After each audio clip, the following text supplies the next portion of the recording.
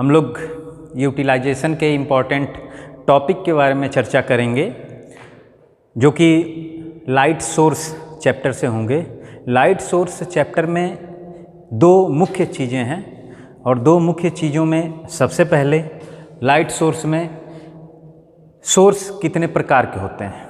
अब source actually अगर देखा जाए तो दो प्रकार के होते हैं, एक नेचुरल सोर्स होता है और एक जो आर्टिफिशियल सोर्स होता है। आर्टिफिशियल सोर्स में कई प्रकार के आर्टिफिशियल सोर्स होते हैं जो कुछ केमिकल पे बेस्ड होते हैं, कुछ जो है हमारे इलेक्ट्रिकल सोर्स पर बेस्ड होते हैं। तो इलेक्ट्रिकल सोर्स के सोर्स टॉपिक पर ही हम चर्चा करेंगे और इलेक्ट्रिकल सोर्स टॉपिक जो है वो इलेक्ट्रिकल सोर्स में कितने प्रकार के फिर सोर्स पाएंगे आप, तो फिलामेंट टाइप के सोर्स पाएंगे और डिस्चार्ज टाइप के सोर्स पाएंगे।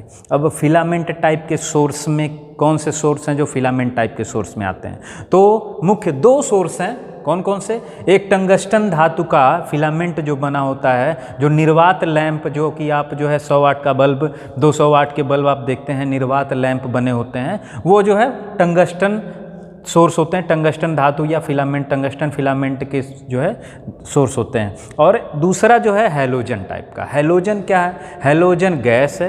हैलोजन गैस अगर उस निर्वात की जगह डाल दिया जाता है तो इस प्रकार का सोर्स जो है हैलोजन सोर्स बन जाता है, हैलोजन गैस पे काम करने वाला। तो हैलोजन और टंगस्टन ये दो हो गए कौन से? फिलामेंट सोर्स के। जो दूसरा प्रकार बताया था लाइट सोर्स का, इलेक्ट्रिकल लाइट सोर्स का, वो discharge lamp. Discharge lamp, discharge actually क्या होता है? डिस्चार्ज विसर्जन क्या होता है? विसर्जन को आप समझ लीजिए कि किसी गैस के द्वारा, किसी भी गैस के द्वारा, चाहे निष्क्रिय हो चाहे सक्रिय हो, गैस के द्वारा अगर इलेक्ट्रिकल करंट फ्लो होती है, साथ में एक स्पेसिफिक उसके पास और होनी चाहिए कि वह जो है ग्लो करते हुए, उसके कण जो है ग्लो करते हुए, लाइट जो है इमिट करते हुए अगर उसमें करंट फ्लो होता है, इलेक्ट्रिक करंट फ्लो होता है, तो यह प्रक्रिया डिस्चार्ज या विसर्जन कहलाती है। और डिस्चार्ज के समय या डिस्चार्ज लैंप में कितने जो है प्रकार के हो सकते हैं, उसमें बस ये जो पार्ट बांटे गए हैं ये डिजाइन के अनुसार बांटे गए। डिजाइन में आप जो ट्यूब जानते हैं, लाइट ट्यूब, लाइट ट्यूब वो फ्लोरोसेंट ट्यूब होता है, उसका उपयोग हम लोग जो है विसर्जन या जो है डिस्चार्ज लैंप के रूप में करते हैं, फ्लोरोसेंट ट्यूब का। और दूसरा जो दूसरे हैं, मरकरी लैंप है, सोडियम वेपर लैंप है, नियॉन लैंप है, इन सब का जो है उपयोग भी विसर्जन के सिद्धांत पर ही किया जाता है। लेकिन इसमें जो ट्यूब प्रयोग होते हैं वो नॉर्मल हार्ड ग्लास के बनाए जाते हैं। और इन दोनों के जो मेन डिफरेंस है इन दोनों पार्ट में वो ये है कि इसका जो है फ्लोरोसेंट ट्यूब, स्पेसिफिक ट्यूब इस्तेमाल किया जाता है और यहाँ पर जो है हमारे कोई भी हार्ड ग्लास यूज करके हम इसका कवर बना सकते हैं। अब इसमें आपको इम्पॉर्टेंट टॉपिक, क्योंकि जो है हम लोग बता रहे हैं, तो इम्पॉर्टेंट टॉपिक आपके एग्जामिनेशन में, सेमेस्टर एग्जाम में क्या है, तो इम्पॉर्टेंट टॉपिक में सबसे इम्पॉर्टेंट जो है टंगस्टन, क्योंकि नॉर्मल लैंप है। नॉर्मल लैंप में टंगस्टन इसलिए जो है थोड़ा इम्पॉर्टेंट कम है, इसलिए हैलोजन इसमें सबसे ज़्यादा इम्पॉर्टेंट है। ये टॉपिक इम्पॉर्टेंट है आपका हैलोजन लैंप। उसके बाद डिस्चार्ज लैंप में डिस्चार्ज प्रक्रिया क्योंकि थोड़ा सा इससे अलग है। जो नया बल्ब, जो एडिसन, थॉमस अल्वा एडिसन ने जो बल्ब बनाया, कब बनाया था? 1879 में। यह बल्ब जो है कार्बन, मतलब कि टंगस्टन तंतु जो हमने इस्तेमाल किया तो वो कार्बन तंतु का बल्ब जो है सबसे पहले उन्होंने खोजा था। लेकिन उसके बाद उसको उसके रूप में कई परिवर्तन मॉडिफाइड करते करते हम लोग कहाँ तक आज पहुँच चुके हैं कि हम लोग डिस्चार्ज लैंप तक। तो ये थोड़ा सा जो है नया लैंप होता है। उसके बाद अब इसमें इसके जो है फ्लोरोसेंट ट्यूब के बारे में, फ्लोरोसेंट ट्यूब या फ्लोरोसेंट ट्यूब लैंप जो आप इससे तैयार कर रहे हैं वह जो है सबसे ज़्यादा इम्पॉर्टेंट होता है। और इसमें भी क्या इम्पॉर्टेंट मैं अभी बताता हूँ। उसके बाद जो है अगर इस पार्ट की बात की जाए तो इस पार्ट में मरकरी लैंप और जो है नियॉन लैंप को छोड़कर सोडियम वेपर लैंप सबसे ज़्यादा इम्पॉर्टेंट होता है। तो पूरे लाइट सोर्स में आपको सबसे पहले 3 लैंप तैयार कर लेने हैं। हैलोजन लैंप, हैलोजन लैंप आपको तैयार होना चाहिए। फ्लोरोसेंट डिस्चार्ज में फ्लोरोसेंट लैंप या फ्लोरोसेंट ट्यूब लैंप आपको तैयार होना चाहिए। और उसके बाद सोडियम वेपर लैंप, मतलब मुख्य 3 लैंप आपको मिनिमम इतनी जानकारी होनी चाहिए कि तीनों लैंप आपको तैयार हो। तो सबसे पहले हैलोजन लैंप की बात करते हैं। हैलोजन लैंप का कंस्ट्रक्शन बिल्कुल जो है टंगस्टन।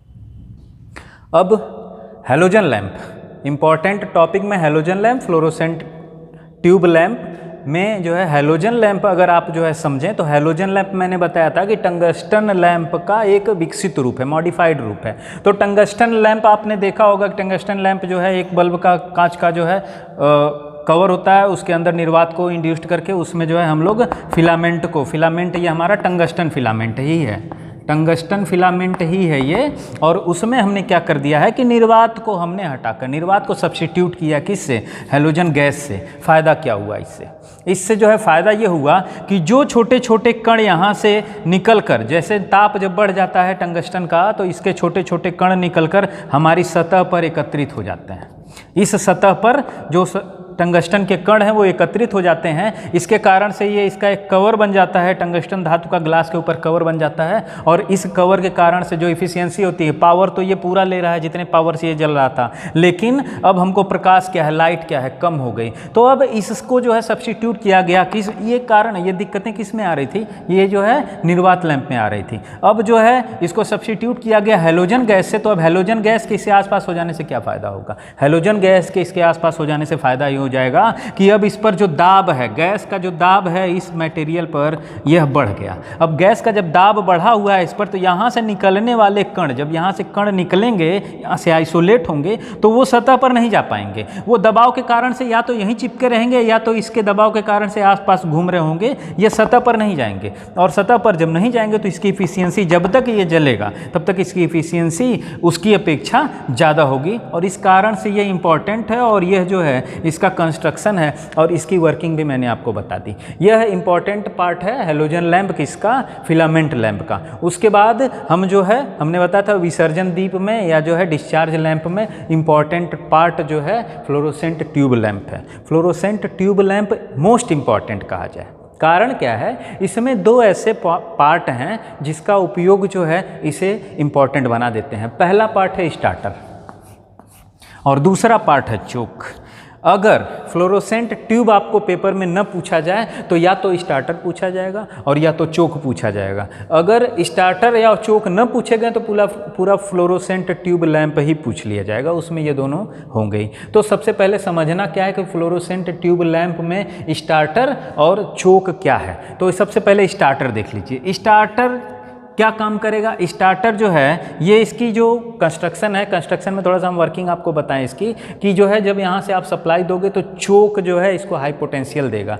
चोक की आवश्यकता हाई पोटेंशियल इंड्यूस्ड करने की, हाई पोटेंशियल इंड्यूस्ड करने के लिए रखा गया इसको।